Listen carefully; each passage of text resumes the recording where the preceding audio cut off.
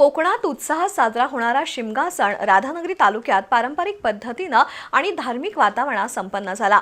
सोमवारी तालुक्यातील गावागावात होळी दहन करण्यात आलं। होळी लहान पोळी दान हा उपक्रम बहुतांश गावात राबवण्यात आला। राधानगरी तालुक्यात पारंपरिक पद्धतीनं आणि धार्मिक वातावरणात शिमगा सण झाला। राधानगरी कुडुत्री इथं शिमग्याच्या निमित्तानं दिवसभर विविध पारंपरिक कार्यक्रमांचं आयोजन केलं होतं। सकाळी सोंगे काढून गावात फेरफटका मारण्यात आला। दुपारी लोटके फोडणे, कबड्डी खेळणे असे खेळ रंगले। फार पूर्वीपासून चालत आलेला सूरपाटी आणि हुडदी हा पारंपरिक खेळही उत्साहात पार पडला। यावेळी सर्व खेळे मंडळी आणि ग्रामस्थांनी गावातील प्रत्येक घरासमोर जाऊन बोंब मारून खोबरे मागण्याची प्रथा जपली। त्यानंतर ग्रामस्थांनी नदीकाठी जाऊन पोळीचा नैवेद्य तयार करून स्वामी देवाला अर्पण केला।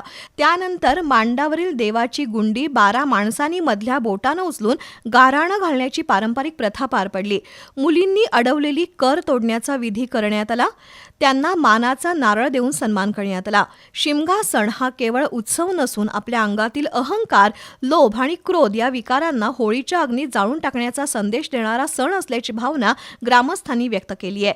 पारंपरिक खेळ, रूढी आणि सामूहिक सहभाग यामुळे राधानगरी तालुक्यातील शिमगा सण यंदाही उत्साहात आणि सांस्कृतिक एकात्मतेच्या वातावरणात साजरा झाला।